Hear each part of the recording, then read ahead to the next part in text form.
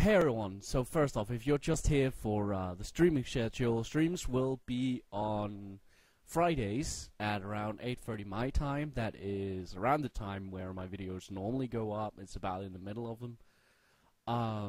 It's the 8:30 PM GMT+1. That is North European time, Western European time. I'm not sure when that is in America. But if you tune in around the time when you usually see me streaming, you should be good.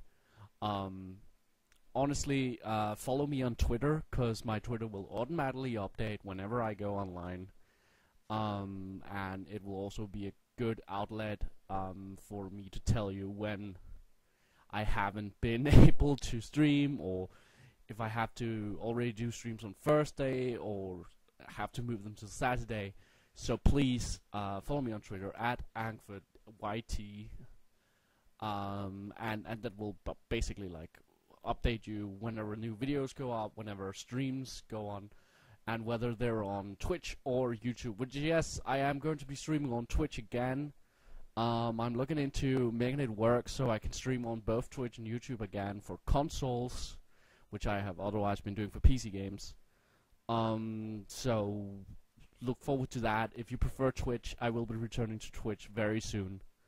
Okay, otherwise, I have been watching the, for the rest of you that are here for the Kingdom Hearts thing, I've been watching the 358 Days at 2, or 358 Days over 2 movie, which, on my collection, which is the Kingdom Hearts HD Remix 1.2.5 / the PS4 collection, basically.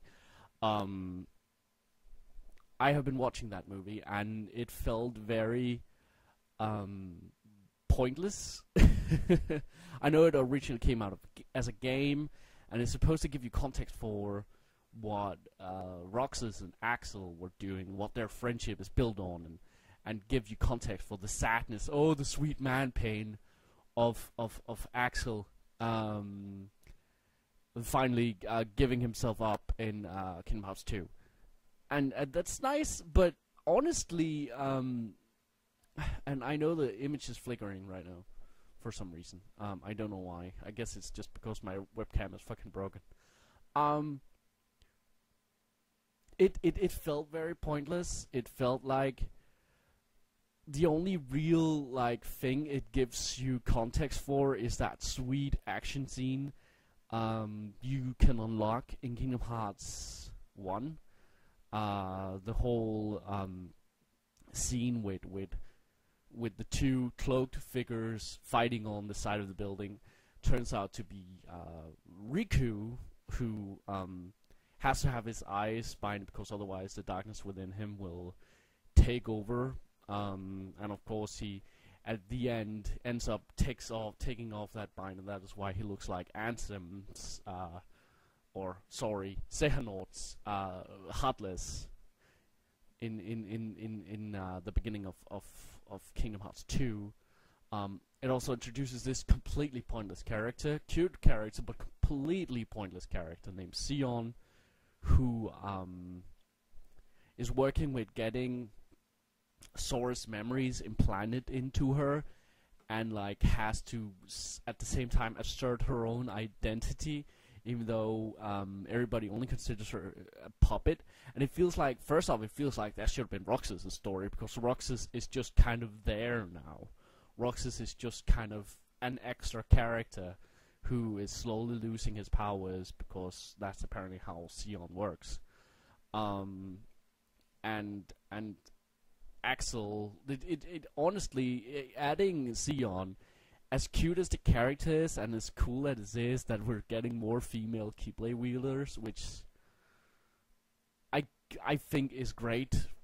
Give us more women doing action shit.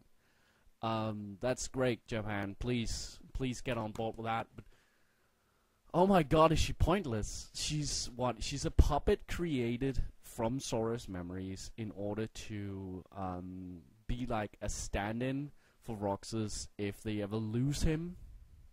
Like, he's a backup Roxas. She's a backup Roxas. That's what she's supposed to be. And she slowly, accidentally absorbs more and more of Sora's memories, and that keeps Sora from waking up. That keeps Namne from working on Sora's reawakening, and which is part of why it takes so long for Sora to wake up. Like, apparently, like, if Xeon hadn't existed, Roxas would Sora would have awakened much sooner than a year.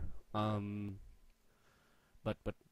that is also a thing, and Xeon eventually, like, spoilers, I guess, but I'm assuming people who watch this have already played the game or watched the cutscene movie, same as I have.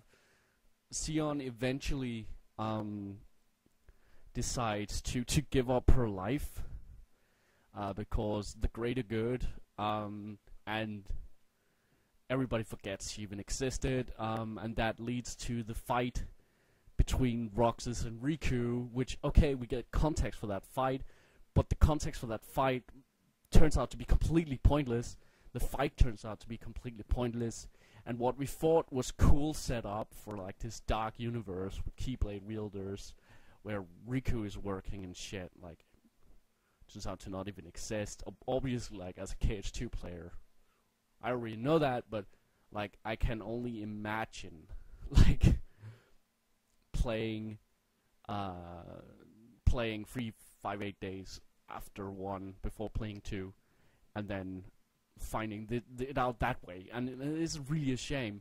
At the same time, I've been watching Recoded as well, and Recoded also turns out to be completely pointless.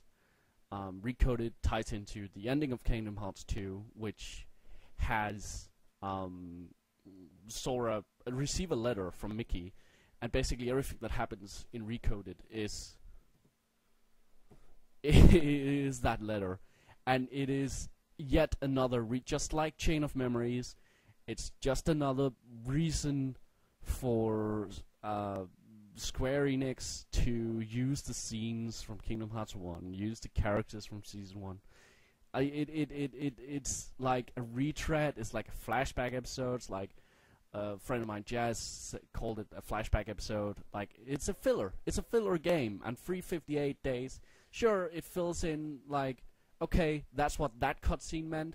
And Axel apparently used to be called Leia before he was. His name used to be Leia, and he has some background with one of the other with one of the other organization members, the purple-haired one, whose name escapes me at the moment. Like, he apparently has a backstory with him, but it's not elaborated on. A lot of 358 days and Recoded, the movies, I want to say, is just text. You get the actual cutscene from the game, and then you get these little text boxes telling you, like, this superfluous shit. Like, you have, oh, this character explained to Roxas what a nobody is. That is blah blah blah. Okay, fine, good, and stuff like that. And then the actual thing will move on. And I don't know why my webcam is flashing so much right now. Sorry about that. I'll probably just have a still image instead. I would show you scenes from 358 Days Over 2 or Recoded, but unfortunately, like, the version that's on the Kingdom Hearts HD Remix collection, whatever the fuck it's called, it's the case for it is somewhere back there, so I can't look up the name right now. Is just has some pluck on it, so you can't record it. Otherwise, I would record a couple clips from it to show you.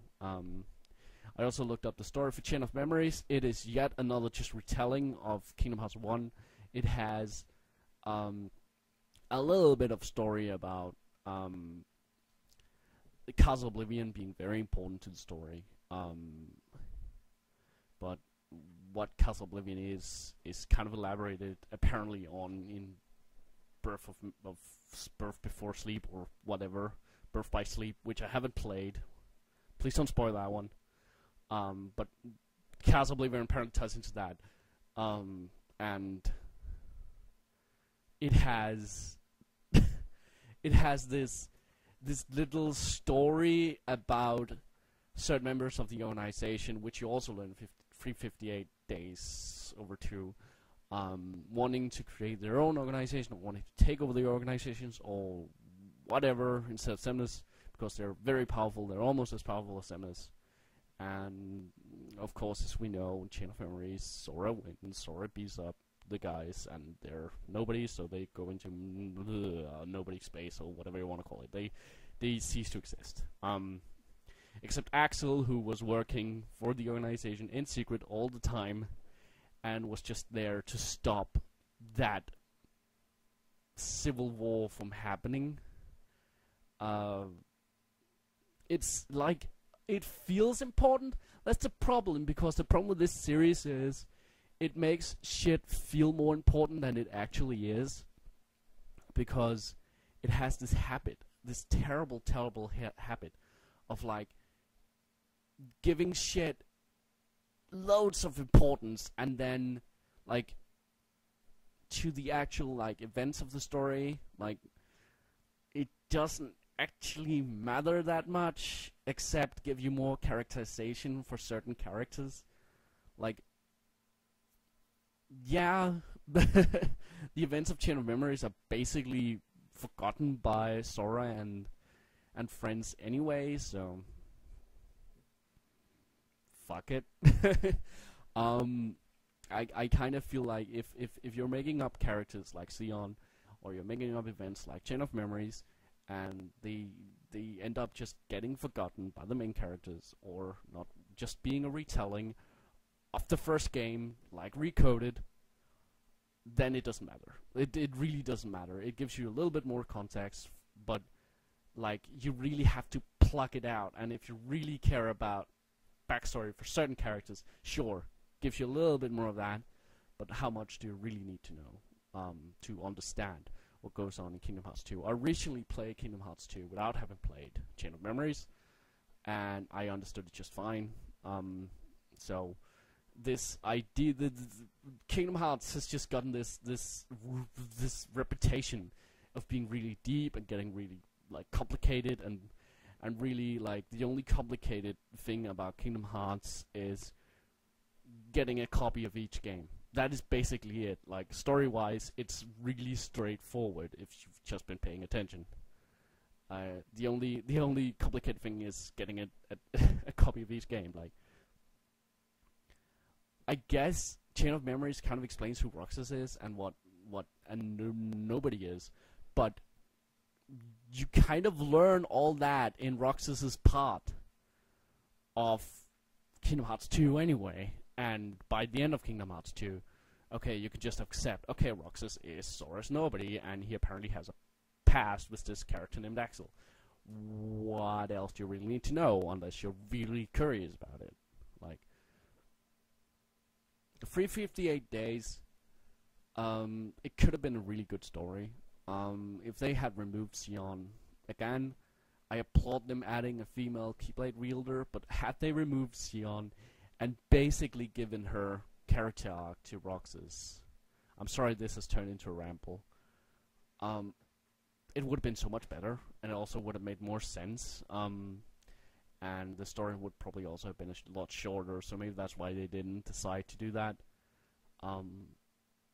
Yeah, that's my thoughts on that. We'll be continuing Kingdom Hearts 2, of course. We will do Birth by Sleep, and whenever I get around to getting a copy of the 2.8 collection, which I assume I'll be buying this payday, we'll be doing Dream Drop Distance, which I've heard scary tales of it being really bad about, but I'll be playing it, and 0.2, which is apparently really important to Birth by Sleep and really important to Kingdom Hearts 3. So we'll be doing those, Birth by Sleep, 0.2, and Dream Drop Distance. Those are the next Kingdom Hearts games that I'll be doing, and then obviously in 2018 or 2019 or whenever Kingdom Hearts 3 comes out, we'll be finally doing Kingdom Hearts 3. But until then, streams every Friday, hopefully at around 8:30 p.m. I've never had a streaming schedule before. Obviously, videos will still be going regularly up at 7 and 9 p.m. I'll probably make some rule of thumb that if I'm doing a stream that day, there'll only be one video, and that's just because the workload of going to school and doing this channel is a little bit high. But I hope you'll be joining me for the streams. I hope you'll be joining me for the videos, obviously. Yeah, I'll see you guys in the regular content. Bye.